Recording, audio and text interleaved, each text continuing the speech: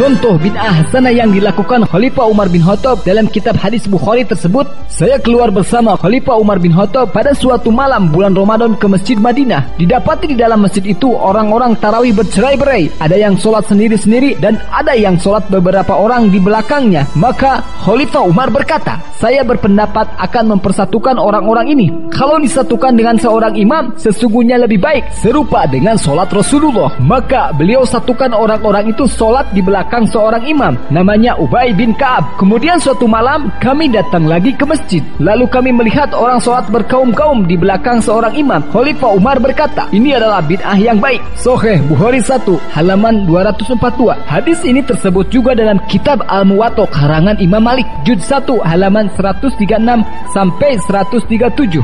Khalifah Umar bin Khattab melakukan hal demikian karena beliau mengetahui bahwa Rasul sholat tarawih 2 malam dalam Ramadan. Berkata Siti Aisyah radhiyallahu an, bahwasannya Nabi sallallahu alaihi wasallam sholat di masjid, maka banyak orang mengikuti beliau. Begitu juga malam keduanya, Nabi sembahyang dan pengikutnya bertambah ramai. Pada malam ketiga dan keempat, orang-orang banyak berkumpul menunggu Nabi, tetapi Nabi tidak datang ke masjid lagi. Pagi-pagi Nabi berkata, saya tahu apa yang kamu buat tadi malam, tetapi saya tidak datang ke masjid karena saya takut sekali kalau sholat ini diwajibkan untukmu. Hal ini terjadi pada bulan Ramadan, kata Siti Aisyah radhiyallahu an. Hadis riwayat Imam Muslim, Syarah Muslim, juz 4 pagina 41. Khalifah Umar bin Khattab melakukan sholat tarawih 23 rakaat tersebut dalam kitab Al-Muwatta karangan Imam Malik pagina 138, tersebut dalam kitab Imam Baihaqi, yang artinya bahwasannya mereka sahabat-sahabat Nabi mendirikan sholat tarawih dalam bulan Ramadan pada zaman Khalifah Umar bin Khattab radhiyallahu an dengan 20 rakaat. Hadis riwayat Imam Baihaqi, juz 2 halaman 466. Dalam keterangan-keterangan ini bahwa sahabat-sahabat Nabi telah ijma atau sepakat mendirikan sholat tarawih pada masa Khalifah Umar bin Khattab sebanyak 20 rakaat. Ijma sahabat menurut usul fikih adalah hujah, yakni adalah dalil syariat. Inilah pokok pangkal hitungan rakaat sembahyang tarawih. Khalifah Umar seorang sahabat Nabi yang dipercaya, Khalifah Nabi yang kedua, memerintah 20 rakaat. Ini berarti bahwa beliau mengetahui bahwa banyaknya sholat tarawih Nabi baik di masjid ataupun di rumah sebanyak 20 rakaat. Kalau tidak, tentu Khalifah Umar tidak akan memerintahkan begitu. Ini namanya riwayat hadis dengan perbuatan. Kita umat Islam disuruh oleh Nabi mengikuti Khalifah Abu Bakar dan Umar, sebagaimana sabdanya, ikutilah 2 orang sesudah aku wafat, yaitu Abu Bakar dan Umar. Hadis riwayat Tirmidzi, Sahih Tirmidzi halaman 129. Dan dalam satu hadis lain, umat Islam diperintahkan oleh Nabi supaya mengikuti Khalifah Rasyidin. Rasulullah SAW bersabda, maka wajib atasmu memegang sunnah aku dan sunnah Khalifah Rasyidin yang diberi hidayah. Hadis sahih riwayat Imam Abu Daud dan Tirmidzi. Dapat diambil kesimpulan dari dalil-dalil di atas bahwa hitungan rakaat sholat tarawih adalah 20 rakaat dan sholat witir adalah 3 rakaat, jumlahnya 23 rakaat. Hadis sholat tarawih 11 rakaat. Berkata Siti Aisyah Ummul Mukminin, tidak ada Nabi menambah pada bulan Ramadan dan bulan lainnya dan 11 rakaat. Hadis riwayat Imam Bukhari. Di dalam hadis ini dikatakan bahwa Nabi tidak melebihi sholatnya dari 11 rakaat dalam bulan Ramadan dan bulan lain Ramadan. Perkataan beliau dan tidak pula di lain Ramadan membuktikan bahwa maksud bukan sholat tarawih, karena sholat tarawih tidak ada dalam bulan selain bulan Ramadan. Maka hadis ini adalah sholat tahajud, bukan sholat tarawih, karena dilaksanakan pada malam bulan Ramadan dan selain bulan Ramadan. Maka dalil ini tidak cocok untuk sholat tarawih karena maksudnya adalah sholat tahajud atau sholat witir. Maka Khalifah Umar sebagai sahabat Nabi menetapkan sholat tarawih 20 rakaat dan witir 3 rakaat didasari pengetahuan yang dimilikinya ketika beliau bersama-sama Rasulullah Shallallahu Alaihi Wasallam. Selanjutnya, bid'ah hasanah yang dilakukan Khalifah Utsman bin Affan. Dari Sa'id bin Yazid, beliau berkata, adalah adzan di waktu Jumat permulaannya apabila duduk imam di atas mimbar pada zaman Nabi, pada masa Abu Bakar dan Umar radhiyallahu an, pada zaman Utsman radhiyallahu an, di mana orang sudah bertambah banyak, maka beliau Khalifah Utsman menambah adzan yang ketiga di atas jauhrah. Hadis riwayat Bukhari, Sahih Bukhari 1 halaman 116.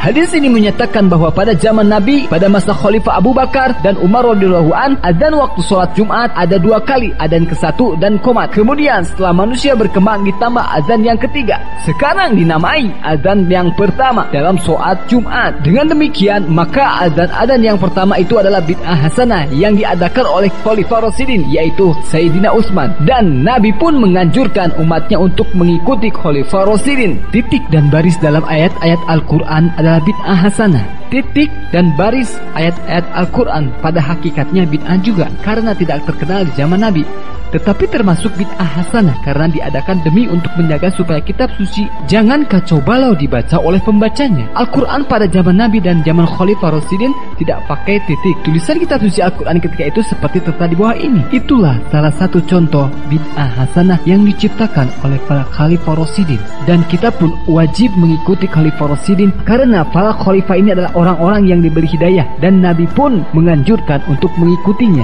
Dasar hukum bid'ah hasanah selain dicontohkan oleh para Khalifah Rasyidin, Al-Quran pun memberi peluang untuk melakukan hal yang sama, yaitu kata nasak atau mansuk. Kata nasak memiliki makna penghapusan, penggantian, pengalihan atau penyalinan. Dalam pengertian agama, penghapusan hukum syar'i dengan dalil-dalil syar'i atau yang dimaksud adalah bersumber dari Al-Quran dan hadis, sebagian membolehkan dari qiyas dan ijma. Definisi yang banyak dipakai oleh ulama. Nasak pada hadis di atas berarti penggantian makna atau hukum karena datangnya hadis yang kemudian. Kenyataan ini ditegaskan oleh Al-Quran dan As-Sunnah di bawah ini. Dan apabila kami letakkan suatu ayat tempat ayat lain sebagai penggantinya, padahal Allah lebih mengetahui apa yang diturunkannya, mereka berkata, sesungguhnya kamu adalah orang yang mengada-ada saja. Bahkan kebanyakan mereka tidak mengetahui. Quran Surat An-Nahl ayat 101. Yang kedua, ayat mana saja yang kami nasakan atau kami jadikan manusia lupa kepadanya, kami datangkan yang lebih baik daripadanya atau yang sebanding dengannya. Tidaklah kamu mengetahui bahwa Allah Maha Kuasa atas segala sesuatu. Surat Al-Baqarah ayat 106. Berkata Abu Al-Ala bin Asyikir, Rasulullah SAW bersabda, hadis Rasulullah menasak sebagian atas sebagian yang lain, sebagaimana Quran menasak sebagian yang lainnya. Hadis riwayat Muslim. Maka dengan keterangan di atas, Imam Syafi'i berani membagi bid'ah itu menjadi 2 bagian, yaitu bid'ah hasanah dan bid'ah dolalah. Sesuai dengan Abu Nu'aim, Imam Baihaqi ahli hadis yang terkenal menerangkan dalam kitab Manaqib Syafi'i bahwa Imam Syafi'i pernah berkata, yang artinya pekerjaan yang baru itu 2 macam. 1. Pekerjaan keagamaan yang menentang atau berlainan dengan Al-Quran, sunnah Nabi dan atsar dan ijma, ini dinamakan bid'ah dolalah. Sedangkan pekerjaan keagamaan yang baik yang tidak menentang salah satu dari yang tersebut di atas adalah bid'ah juga, tetapi tidak tercela. Fathul Bari 17 halaman 10. Dengan demikian tidak gampang mengatakan atau mencap sesuatu dengan ini bid'ah dan itu bid'ah, tetapi semua pekerjaan keagamaan yang baru harus diteliti terlebih dahulu. Yang menentang Quran, hadis, atsar dan ijma adalah bid'ah dolalah, bid'ah sesat. Tetapi sebaliknya semua pekerjaan yang baru yang sesuai dengan Al-Quran, sunnah, atsar dan ijma, semua itu termasuk bid'ah hasanah atau bid'ah yang baik. Imam Syafi'i berpendapat demikian setelah memperhatikan sekalian hadis Nabi dan perbuatan sahabat Nabi.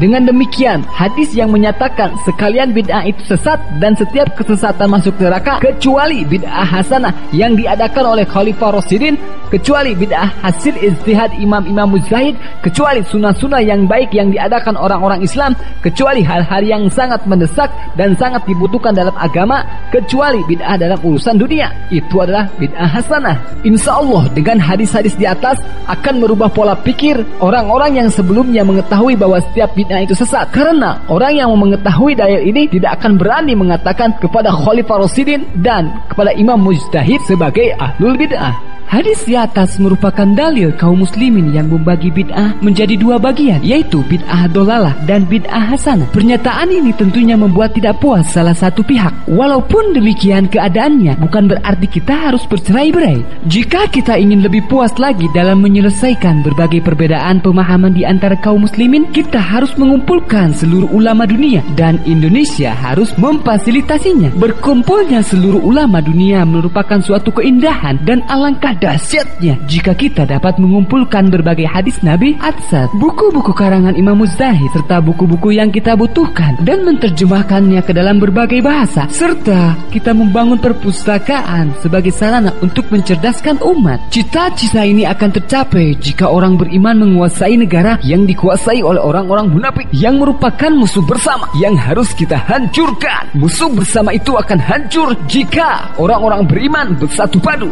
sehingga mempunyai kekuatan dan kemenangan akan kita raih.